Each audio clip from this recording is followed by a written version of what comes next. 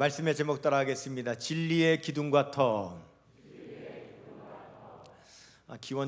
기원전 약 622년경에 이스라엘의 남유다에 8살짜리 아이가 왕이 됩니다. 그의 이름은 요시야라고 하는 왕입니다.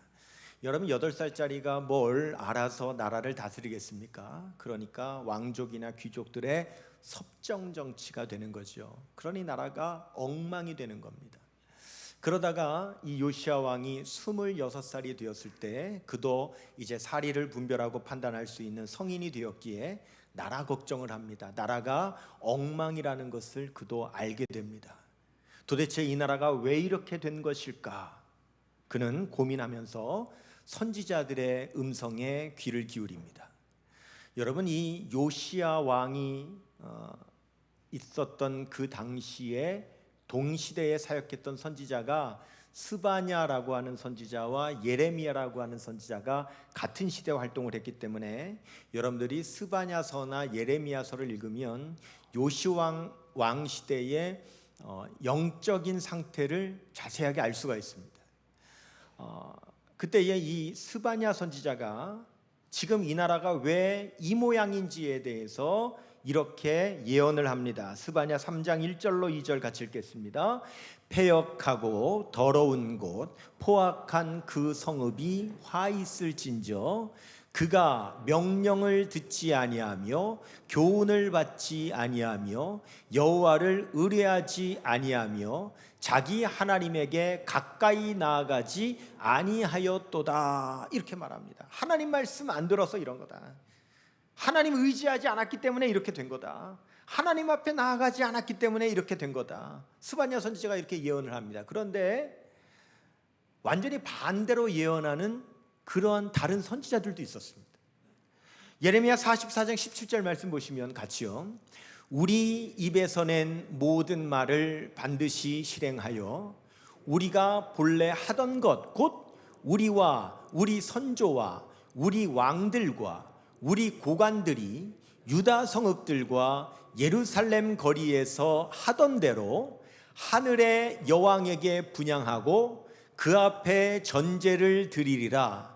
그때에는 우리가 먹을 것이 풍부하며 복을 받고 재난을 당하지 아니하였더니. 뭐라고 합니까? 우리 옛날 선조들 때부터 뭐 했다는 거예요? 하늘의 여왕에게 분향하고 제사 드리지 않았느냐. 그거 안에서 지금 이렇게 된 거다. 그러니까 지금 나라 꼴이 엉망이라고 하는 것에 대해서는 모든 선지자들이 동일하게 말을 하지만 그 원인이 무엇인지는 서로 상반된 주장을 하는데, 참 선지자들은 하나님의 말씀 듣지 않고 하나님 의지하지 않고 하나님께 나아가지 않았기 때문에 그렇게 된 거다라고 말하는 반면, 거짓 선지자들은 우리가 전에 조상들이 그렇게 했던 것처럼 우상 숭배를 다시 해야만 우리가 된다라고, 우상 숭배를 하지 않았기 때문에 지금 나라가 엉망이다라고 주장한다는 거예요. 근데 이 두 사이에서 이 요시야 왕이 어떤 편을 택하느냐? 참 감사하게도 요시야 왕은 참 선지자의 말을 택합니다. 그래서 하나님께 나아가지 않았기 때문에 그렇게 된 것이니 하나님께 나아가자라고 결정을 하는데, 하나님께 나아가려면 어떻게 해야 됩니까? 하나님께 나아가려면 성전으로 가야 되죠. 그런데 그동안 오랫동안 하나님의 성전에 안 나갔다는 거니까, 하나님의 성전이 그만큼 방치되어 있었기 때문에 성전이 다 상했다라고 하는 것을 우리가 알 수가 있죠. 그래서 하나님의 성전에 나아가기 위해서는 성전 수리가 먼저 돼야 될 일이 된 거예요. 그래서 이 요시야 왕이 성전 수리를 하라고 명령을 합니다. 열왕기하 22장 5절을 같이 봅니다. 여호와의 성전을 맡은 감독자의 손에 넘겨 그들이 여호와의 성전에 있는 작업자에게 주어 성전에 부서진 것을 수리하게 하되. 그래서 성전 보수가 시작이 되는 거예요. 근데 한참 성전을 보수하다가 제사장 hil기야가 성전 안에서 율법책을 발견합니다. 기가 막힌 것은 이런 하나님의 말씀이 있는지도 몰랐던 거예요. 하도 성전에 가지를 않아서 성전에 그런 말씀이 있는 줄도 몰랐는데 그 책이 있는 것을 발견하고는 놀라서 왕에게 보고를 하는 거예요. 그리고는 그 왕에게 율법책의 내용을 읽어드리는데 이 요시야 왕이 율법책의 내용을 듣고는 옷을 찢습니다. 너무 참담한 거예요. 왜냐하면 이런 하나님의 말씀이 있었는데 있는 줄도 몰랐고 그 내용도 몰랐고 그래서 그렇게 살지도 않았기 때문에 지금 우리나라가 이 모양 이 꼴이 되었다는 사실을 깨달으니까 너무나도 참담해서 옷을 찢고 하나님 앞에 회개하고 나서는 백성들에게 명령합니다. 열왕기하 22장 13절이요. 같이요. 너희는 가서 나와 백성과 온 유다를 위하여 이 발견한 책의 말씀에 대하여 여호와께 물으라. 우리 조상들이 이 책의 말씀을 듣지 아니하며 이 책에 우리를 위하여 기록된 모든 것을 행하지 아니하였으므로 여호와께서 우리에게 내리신 진노가 크도다. 하나님의 말씀이 있는데 그 말씀 알지도 못했고 말씀을 듣지도 못했고 말씀대로 살지도 못했기 때문에 하나님께서 내리신 진노가 크다. 우리가 그래서 지금 이렇게 됐다. 하나님의 말씀으로 돌아가야 된다. 그래서 이 요시야 왕이 하나님의 말씀대로 개혁을 일으킵니다. 이것을 요시야 왕의 종교개혁이라 부르죠. 이 요시야 왕의 종교개혁을 역사는 어떻게 평가하는가? 열왕기하 23장 25절 보시면은요, 같이 읽습니다. 요시야와 같이 마음을 다하며 뜻을 다하며 힘을 다하여 모세의 모든 율법을 따라 여호와께로 돌이킨 왕은 요시야 전에도 없었고 후에도 그와 같은 자가 없었더라 그랬어요. 요시야 왕의 종교개혁은 하나님의 말씀을 듣고 말씀대로 하나님께로 돌이킨 역사였다는 거예요. 여러분, 지금 우리가 사는 이 시대를 가리켜서 상대성의 시대, 상대주의의 시대라고 그래요. 이게 무슨 말입니까? 나는 내가 생각할 때 옳다고 판단되는 그 기준에 따라 살 테니까 너는 네가 옳다고 생각하는 네 판단 기준대로 살면 된다. 나는 내가 옳다고 생각하는 걸 가지고 네가 옳으니 그르니 나한테 따질 필요 없다. 나도 너한테 따지지 않겠다. 나는 내가 옳은 대로 살고 너는 네가 옳은 대로 살면 된다. 서로 간섭하지 말자. 그래야 평안하게 살 수 있다. 이것이 여러분 상대주의, 여러분 이 세상입니다. 지금이 그런 세상이에요. 그러면 여러분 이렇게 살면 정말 세상이 평안해질까요? 여러분 놀라운 사실은 이미 3000년 전에 이런 상대주의 세상에 있었습니다. 지금과 똑같은 생각을 하는 사람들이 사는 세상이 있었습니다. 그런 시대를 성경은 사사시대라 그러죠. 여러분 사사기 17장 6절 보시면 같이요. 그때에는 이스라엘에 왕이 없으므로 어떻게 살았대요? 사람마다 자기 소견에 옳은 대로 행하였더라. 지금 내 소견에 내 생각에 옳다고 생각하는 대로 살았다는 거예요. 나는 내가 옳다고 생각하는 대로 살 테니까 너는 네가 옳다고 생각하는 대로 살아. 서로 간섭하지 말고 우리 그냥 각자 살아. 그러면 평안하잖아. 여러분 이런 사고방식이 3000년 전에 사사기 시대에도 있었는데 그러면 이 사사기 시대에는 왜 자기 소견에 옳은 대로 살았느냐? 그 이유가 뭐냐면 사사기 2장 10절 보면은요 같이요. 그 세대의 사람도 다 그 조상들에게로 돌아갔고 그 후에 일어난 다른 세대는 여호와를 알지 못하며 여호와께서 이스라엘을 위하여 행하신 일도 알지 못하였더라. 이게 무슨 말입니까? 이스라엘 민족이 하나님의 도우심으로 출애굽하여 광야를 지나 가나안 땅을 점령하였을 때 하나님의 기적도 보고 하나님과 동행하고 하나님의 말씀도 받았습니다. 그런데 그 세대, 그 여호수아의 세대가 지나가고 그 다음 세대가 왔을 때에 다음 세대에게 하나님도 알려주지 않았고 하나님의 말씀도 가르쳐주지 않아서 그 다음 세대가 하나님이 계신지도 모르고 하나님의 말씀도 모르는 세대가 서버리니까 어떤 일이 벌어져요? 자기 소견에 옳은 대로 사는 시대가 돼버렸다는 거예요. 그러면 나는 나대로 살고 너는 너대로 살아. 각자 자기 소견에 옳은 대로 살면 돼. 서로 간섭하지 마라. 옳으네 그르네 하지 마라. 그러면 돼. 그러면 편안하잖아. 여러분 정말 그래서 평안해졌습니까? 3,000년 전에 평안해졌습니까? 여러분 사사기 2장 15절에요. 같이요. 그들이 어디로 가든지 여호와의 손이 그들에게 재앙을 내리시니 곧 여호와께서 말씀하신 것과 같고 여호와께서 그들에게 맹세하신 것과 같아서 그들의 괴로움이 심하였더라. 어떻게 됐대요? 그들의 괴로움이 심했다. 자기 소견에 오른 대로 살았는데 그 삶이 어땠느냐? 편안한 삶이 아니라 괴로움이 심한 삶이었다라고 말씀하는 거예요. 3,000년 전에도 그랬고 3,000년이 지난 지금 우리가 그 똑같은 사사기 시대와 같은 사고방식의 삶을 살아가고 있는데, 그러면 지금 시대는 어떻습니까? 편안합니까? 전쟁, 재앙, 전염병, 지진, 기근, 홍수, 산불, 경제 혼란, 정치 혼란, 타락, 자연 파괴. 여러분 세상이 심각합니다. 하나님은 분명히 말씀하십니다. 하나님께로 나아가야 된다고, 성전으로 나아가야 된다고, 거기서 하나님의 말씀을 들어야 된다고, 하나님의 말씀대로 살지 못했던 거 깨달아야 된다고, 돌이켜 회개해야 된다고, 그래야 산다고 하나님은 우리에게 말씀하는 걸 믿으시기를 바랍니다. 이사야서 55장 3절은 말씀하지요. 같이요. 너희는 귀를 기울이고 내게로 나와 들으라. 그리하면 너희의 영혼이 살리라. 내가 너희를 위하여 영원한 언약을 맺으리니 곧 다윗에게 허락한 확실한 은혜니라. 아멘. 하나님께 나와서 하나님의 말씀을 들어야 너희의 영혼이 산다고, 하나님의 은혜를 받아야만 한다고 말씀하는 걸 믿으시기를 바랍니다. 여러분 우리가 이제 운전들을 많이 하시는데 어쩌다가 아스팔트 도로를 새로 깐 직후에 달릴 때가 있어요. 그럼 여러분 시커먼 아스팔트 도로를 깔아놨는데 아직 차선을 도색해 놓기 전에 운전해 보신 적 있습니까? 그때요 얼마나 두려운지 모릅니다. 어떻게 가야 될지를 몰라요. 여러분 도로에요 차선이 그려져 있기 때문에 오는 차나 가는 차나 제자리로 찾아가면서 여러분 안전하게 다니는 거지, 차선 하나만 없어도요 오는 차 가는 차 엉망이 되고 사고 나고 난리 납니다. 여러분 우리 사람은요 분명한 기준이 있어야 여러분 그 기준에 따라서 살아갈 수 있는 사람입니다. 그러면 그 기준이 뭡니까? 하나님의 말씀입니다.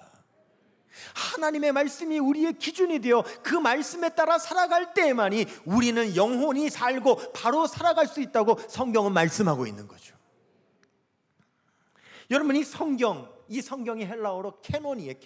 캐논이라는 말이 기준, 표준이라는 말이에요. 우리는 이 하나님의 말씀을 기준으로 삼아 살아가는 하나님의 백성인 줄로 믿습니다.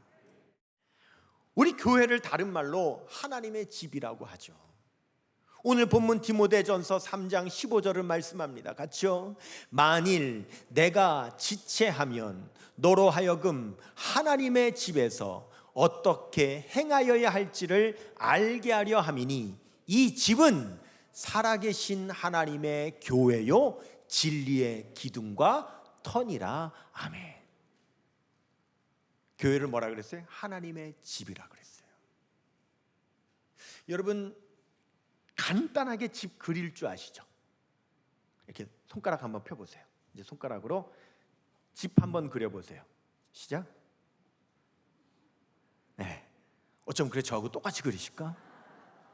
전 국민이 집 그리는 방식이 똑같아요. 그런데 여러분 이 집 그리는 방식이 굉장히 모순된다는 거 아십니까? 집을 세울 때는요 먼저 터부터 닦아야 돼요. 그 다음에 기둥 세워야 되고요, 그 다음에 벽 채워야 되고, 그 다음에 지붕을 씌워야 돼요. 그런데 우리가 그리는 방식으로 집을 세우면 지붕을 세우자마자 무너져 버려요. 기둥이 없어가지고, 터가 없어가지고. 그래서 집을 그리려면 이렇게 그리면 안 되고 밑에서부터 그려야 돼요. 터를 그리고 기둥을 그리고 여러분 지붕을 씌워야 되는 거예요. 집을 지을 때 제일 먼저 해야 될 것은 견고한 터를 세워야 되는 거예요. 터가 터가 견고하지 않으면 그 집을 제대로 세울 수 없는 거예요. 우리 예수님께서도 마태복음 7장 25절에 집을 세울 때는 반드시 그 터부터 견고하게 세워야 된다고 말씀하십니다. 시작. 비가 내리고 창수가 나고 바람이 불어 그 집에 부딪히되 무너지지 아니하나니 이는 주추를 반석 위에 놓은 까닭이요. 집을 세우려면 그 터전이 견고해야 되는 겁니다. 그러면 그 하나님의 집 교회의 견고한 터전은 뭡니까? 디모데후서 2장 19절 말씀하죠. 같이요. 그러나 하나님의 견고한 터는 섰으니 인침이 있어 일렀으되 주께서 자기 백성을 아신다 하며 또 주의 이름을 부르는 자마다 불의에서 떠날지어다 하였느니라. 아멘. 여러분, 교회 하나님의 집의 견고한 터가 뭐냐면 하나님께서 우리를 아시는 것, 그리고 우리가 주님의 이름을 부르는 것, 이것이 하나님의 집의 교회의 견고한 터라고 말씀하시는 거예요. 여러분, 교회의 견고한 터는요 바로 예수 그리스도를 믿는 믿음인 걸 여러분들 기억하시기를 바랍니다. 그게 교회의 견고한 터예요. 예수님이 어떤 분이십니까? 오늘 보면 디모데전서 3장 16절 말씀, 여러분 성경을 통해서 한번 보십시오. 디모데전서 3장 16절 시작. 크도다 경건의 비밀이요 그렇지 않다 하느니 없도다. 그는 육신으로 나타난 바 되시고 영으로 의롭다함을 받으시고 천사들에게 보이시고 만국에서 전파되시고 세상에서 믿음 바 되시고 영광 가운데서 올려지셨느니라. 아멘. 우리가 바로 이 예수님을 믿어야 되는 거예요. 예수님이 누구신지를 경험해야 되는 거예요. 여러분, 믿음은 눈에 보이지 않죠. 이 믿음은 어떻게 표현되느냐? 의지함으로, 맡김으로 표현되는 거예요. 믿지 못하면 의지하지 못하는 거예요. 그러나 믿으면 의지할 수 있는 거예요. 믿으면 맡길 수 있는 거예요. 은행을 못 믿으면 돈을 못 맡기는 거예요. 의사를 못 믿으면 몸을 못 맡기는 거예요. 선생님을 못 믿으면 자녀를 못 맡기는 거예요. 믿으면 맡기는 거예요. 그래서 믿음이라고 하는 것은 맡김으로, 의지함으로 표현되는데, 그 의지함은 또 어떤 행동으로 나타나느냐? 기도로 나타나는 거예요. 하나님을 믿고 의지하는 사람은 하나님께 기도하는 거예요. 하나님을 의지하는 사람은, 하나님께 맡기는 사람은 그 기도가 점점 더 구체적으로 내 삶의 모든 것들을 하나님 앞에 맡기는 거예요. 교회를 하나님의 집이라고 할 때에 이 집은 헬라어로 오이코스예요. 근데 이 오이코스라고 하는 말은요 하우스가 아니라 홈입니다. 홈. 여러분, 하우스와 홈은 다른 거예요. 하우스의 기준과 홈의 기준은 다른 거예요. 좋은 하우스는요 땅이 넓어야 돼요. 좋은 하우스는 재료를 좋은 거 써야 돼요. 좋은 하우스는 모양이 아름다워야 돼요. 그러나 홈은 그렇지 않습니다. 홈은, 가정은, 좋은 가정은 어떤 가정이냐? 다른 거 없습니다. 가족 간에 사랑으로 하나 되면 좋은 가정인 거예요. 하나님의 집은 하우스가 아니에요. 홈을 말하는 거예요. 저와 여러분, 우리 성도 간에 그리스도 안에서 사랑으로 하나 될 때 하나님의 집인 우리 교회가 좋은 교회인 걸 믿으시기를 바랍니다. 여러분, 예수님을 믿기는 하는데 교회는 안 나가는 사람, 이런 사람을 우리나라에서는 뭐라고 부르냐면 가나안 성도라고 부른단 말이죠. 가나안 성도. 가나안이란 말 거꾸로 하면 안 나가잖아요. 그래서 예수는 믿는데 교회는 안 나가. 그래서 그걸 패러디해서 가나안 성도라고 불러요. 근데 우리나라의 현재 가나안 성도, 예수님을 믿기는 믿는데 교회는 안 나가겠다 하는 사람이 얼마냐? 현재 300만 명. 어마어마한 숫자입니다. 코로나 이후에 더 많이 늘어나서 300만 명이 됐어요. 근데 우리나라만 있는 게 아니죠. 미국에도 많아요. 근데 우리는 가나안 성도라고 부르는데 미국에서는 그러한 성도를, 가나안 성도를 뭐라고 부르냐면 처치리스라고 불러요.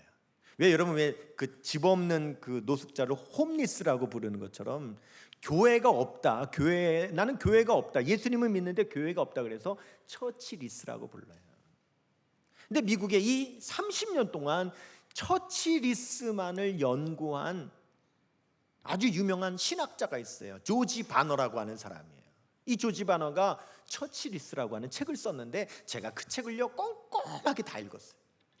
근데 읽고 보니까 이 조지 바너가 말하는 최종적인 결론, 왜 예수님은 믿는데 가난한 성도가 되나, 왜 처치리스가 되나, 그 결정적인 이유가 뭐냐면, 그가 말하는 이유는, 여러분 처음부터 처치리스는 아니었을 거 아니에요. 처음에는 교회 나왔다가 그가 교회 나오기를 중단했을 거 아니에요. 그 이유가 뭐냐면 그가 교회를 나왔던 그 동안에 교회 안에서 하나님의 임재를 경험하지 못했기 때문이라는 거예요.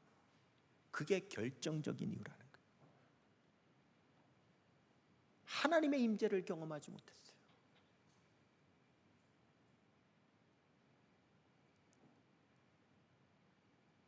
여러분 교회에 많은 사역이 있어요.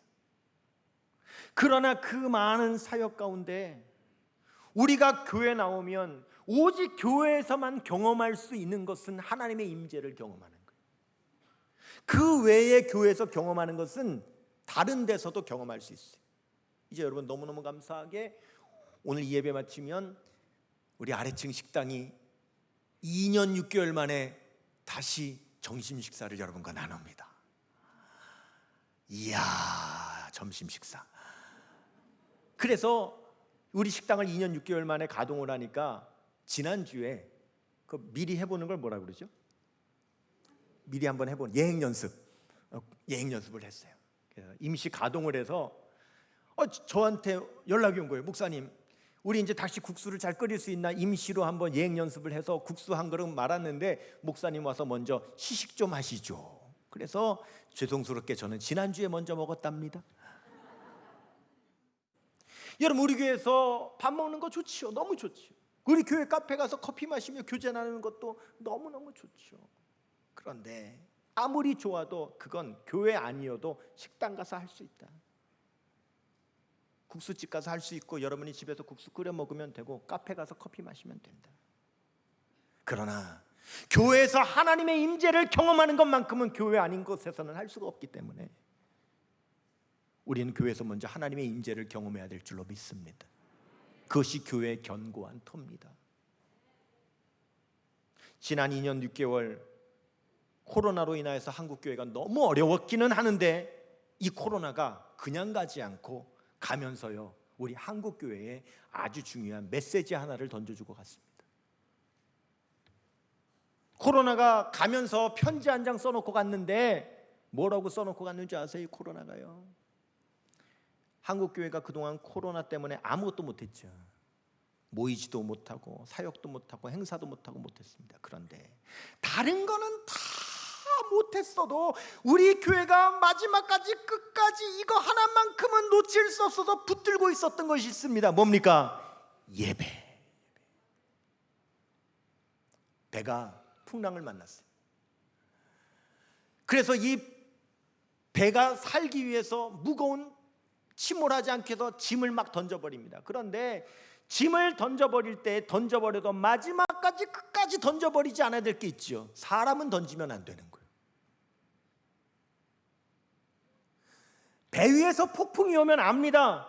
처음에는 필요하고 요긴하다고 생각해서 쌓아뒀던 그 짐들 풍랑이 오면 아무것도 아니어서 다 버려도 그래도 끝까지 버리지 말아야 될 것은 사람인 것처럼 교회가 코로나로 2년 6개월을 지내면서 다른 거는 다 중단할 수 있어도 다른 것은 다 버릴 수 있어도 우리가 끝까지 버릴 수 없었던 한 가지 예배라는 사실을 코로나가 우리에게 알려주고 갔다 이거예요. 교회요, 다른 것은 다 포기해도 예배만큼은 포기할 수 없다는 사실을 코로나가 우리에게 알려줬다. 그렇습니다. 금강석을 태우면 모든 불순물들이 다 녹아 없어지지만 결국 마지막까지 남아있는 것은 순수한 금인 것처럼 코로나의 환란의 불에 태워져 마지막까지 남은 건 예배라는 사실, 예배가 우리 교회의 순수한 금이라는 사실, 다른 것은 몰라도 포기해도 예배만큼은 포기할 수 없고 그 예배 가운데 하나님의 임재를 경험해야 된다는 이 사실, 여러분 다시 한번 기억하시기를 축원합니다.